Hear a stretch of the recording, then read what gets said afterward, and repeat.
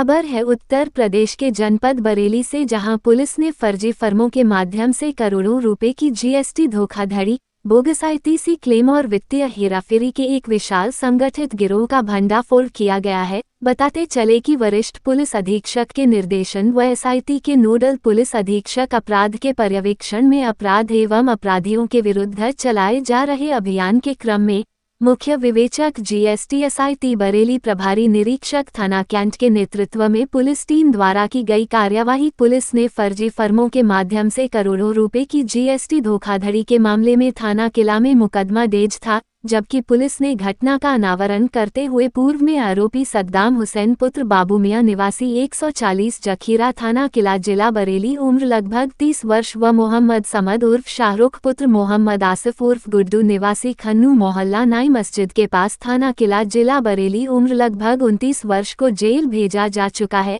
इसी क्रम में विवेचना प्रगति करते हुए आरोपी फरजान हाशमी पुत्र स्वर्गीय अनवर हाशमी निवासी 103 गरैया बड़ा बाजार थाना किला जनपद बरेली को गिरफ्तार किया गया है, जो घटना के बाद से नेपाल में छुपा हुआ था। जीएसटी एसआईटी बरेली एवं थाना कैंट पुलिस की पूछताछ में 100 करोड़ रुपए से अधिक के बोगस जीएसटी इनवॉइस सिंडिकेट का खुलासा हुआ है, जिसमें फर्जी फर्मों के जरिए नेपाल तक फैले नेटवर्क मास्टरमाइंड सागर अग्रवाल व दर्जन भर सहयोगियों की संलिप्तता सामने आई है। पूछताछ में ये तथ्य प्रकाश में आया कि इस पूरे सिंडिकेट का मुख्य सरगना सागर अग्रवाल है, जो फर्जी फर्में बनाने और वास्तविक कंपनियों के बीच बोगस आईटीसी ट्रांसफर करने की मुख्य कड़ी है।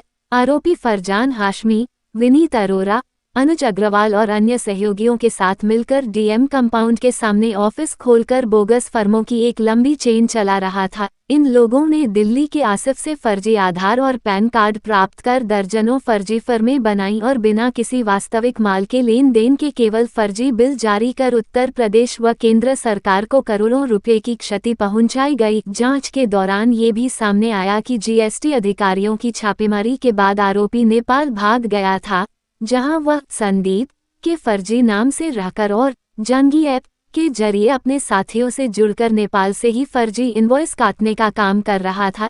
इस सिंडिकेट द्वारा अब तक विभिन्न बैंक खातों के माध्यम से 100 करोड़ रुपए से अधिक का अवैध वित्तीय लेनदेन किया जा चुका है। प्रकाश में आए अन्य फरार अभियुक्तों और फर्जी फर्मों की गहनता से जांच कर अग्रिम विधिक कार्यवाही की जा रही है। एक अभियोग पंजीकृत कराया गया था जीएसटी विभाग द्वारा थाना किला में, मुकदमा प्रसंख्या 433/25, जिसमें अपराधियों द्वारा अस्तित्वहीन फर्मों का प्रयोग करते हुए फर्जी आईटीसी क्रिएट कर उसको पास ऑन करके लाभार्थी फर्मों द्वारा आईटीसी का क्लेम जो है प्राप्त कर लिया गया था, जिससे जीएसटी विभाग को 1 करोड़ रुपए से अधिक की मूल्य का नुकसान हुआ था। इस अभियोग में पूर्व में 2 अभियुक्त जो अपराध में शामिल थे उनको जेल भेजा जा चुका था।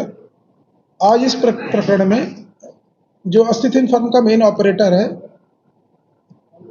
हाशमी और उसके सहयोगी फरजान हाशमी और उसके सहयोगी, उन लोग को गिरफ्तार करा गया है। कुल आज 5 अपराधियों को पकड़ा गया है, जो अस्तित्वहीन फर्म को क्रिएट करते थे, उनको ऑपरेट करते थे और लाभार्थी फर्मों से पैसे प्राप्त करके अलग अलग म्यूल अकाउंट्स में पैसा मंगाकर उनको विड्रॉ करके आपस में अपना हिस्सा बांटकर वापस लाभार्थी फर्मों को पैसा वापस कर देते थे। इसमें अब तक इस गैंग द्वारा करीब 8 अस्तित्वहीन फर्मों का प्रयोग करा गया और जो इनके द्वारा जानकारी दी गई है उसके अनुसार इनके द्वारा वर्ष 2024-25 और 23-24 में 80 करोड़ से ऊपर की रकम जो है कैश विड्रॉ करके लाभार्थी फर्मों को वापस करी गई थी।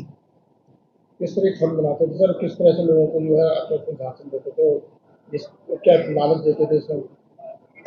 इस पर्टिकुलर अपराध में जो फर्म का ऑपरेटर है फरजान हाशमी और उसके सहयोगी, इनके द्वारा स्वयं फर्म क्रिएट करी गई थी और इसमें जो पूरे गैंग को संचालित करने वाला व्यक्ति है वो सागर नाम का व्यक्ति है, जो कई सारी फर्मों का अकाउंटेंट का काम भी करता था और उसके द्वारा ही अस्तित्वहीन फर्मों से आईटीसी क्रिएट कराकर उनको विभिन्न फर्मों को करोड़ों रुपए की आईटीसी पास ऑन करी जाती थी।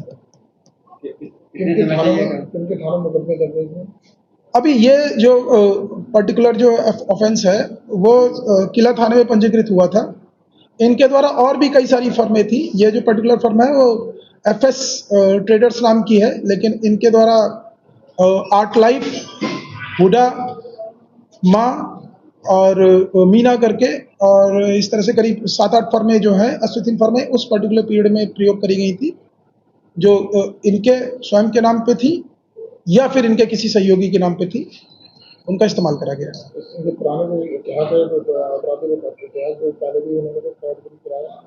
ये अभियोग, इस अभियोग से पहले आईपीसी का कोई मुकदमा इनके ऊपर जो है पंजीकृत होने की सूचना अभी तक नहीं प्राप्त हुई है। इसके संबंध में और जानकारी की जा रही है।